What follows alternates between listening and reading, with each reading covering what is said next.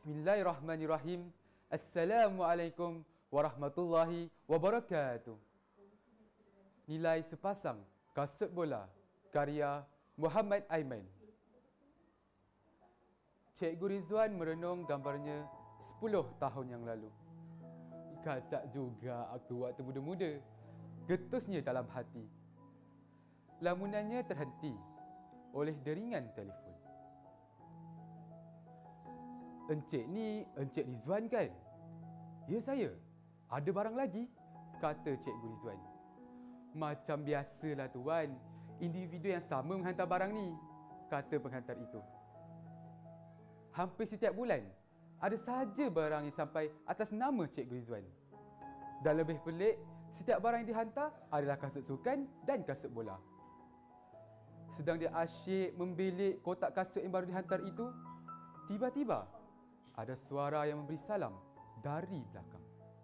Assalamualaikum cikgu. Kau perangat apa depan pintu gol tu Miza?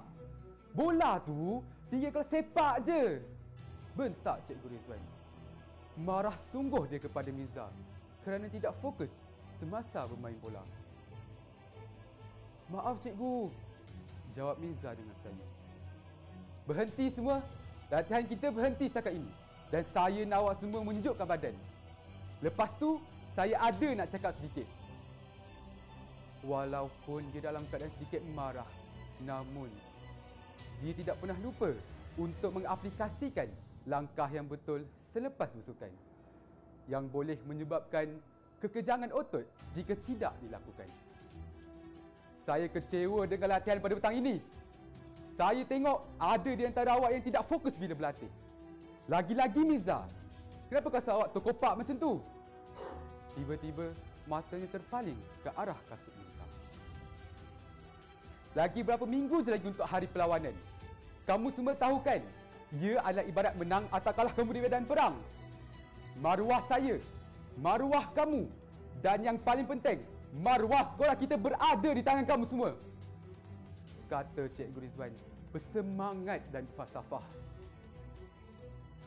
Keinginannya adalah untuk menyertai Liga Terbuka Majlis Sukan-Sukan Daerah bawah 18 tahun.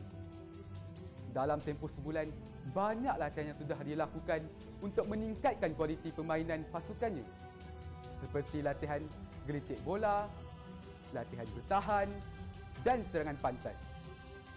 Dia mahu membuktikan yang dia mampu untuk membawa pasukannya ke mercu kejayaan. Miza, awak tunggu dulu. Yang lain boleh balik. Semua pemain pasukan datang dan bersalam dengan Cikgu Rizwan. Miza, kenapa kasut awak terkopak macam tu? Saya tengok prestasi awak hambas sedikit 2-3 hari ini. Kenapa ya? Saya kurang bersemangat cikgu, kerana kasut saya terkopak, jawab Miza dengan perlahan. Tidak ada alasan Miza. Saya nak awak cari inisiatif sendiri. Kalau tidak boleh beri komitmen 100%, jangan harap awak main nanti.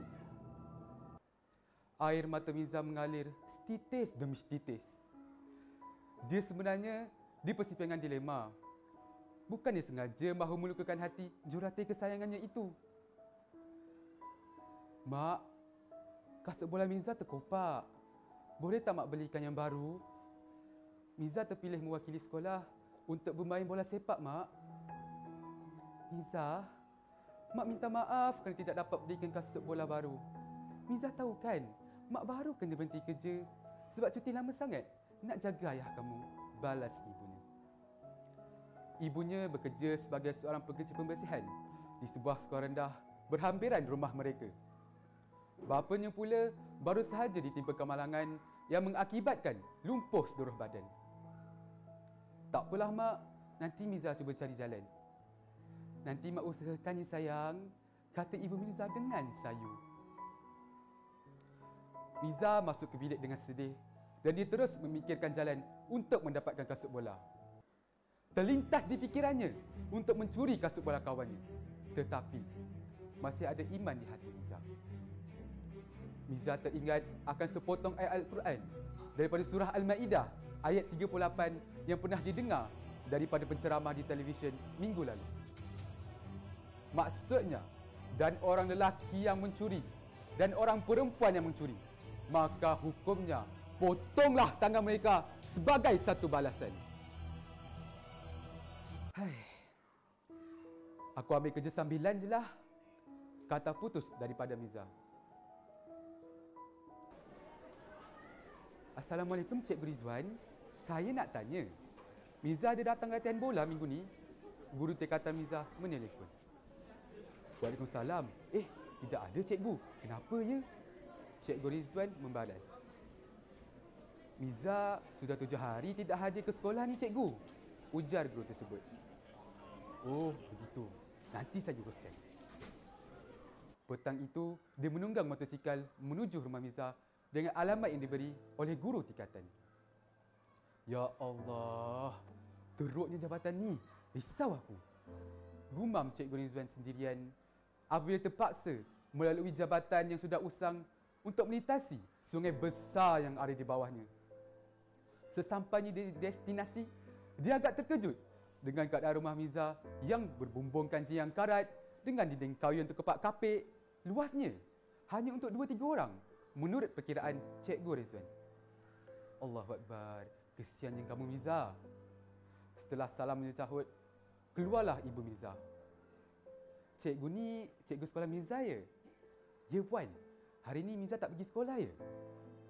Pergi cikgu. Lepas balik sekolah, dia terus keluar pergi kerja. Katanya nak kumpul duit, mahu beli kasut bola baru. Miza ada buat masalah kat sekolah ke cikgu? Oh, tak ada puan. Cikgu Rizwan terharu dengan inisiatif Miza. Tiba-tiba, mata Cikgu Rizwan terlirik ke arah sekujur tubuh yang sedang terbaring tidak bermaya di atas katil. Mungkin inilah sebab kenapa Miza memakai kasut bola yang dah terkoyak hari itu. Getus hatinya. Rasa bersalah menyelubungi hati Cikgu Rizwan.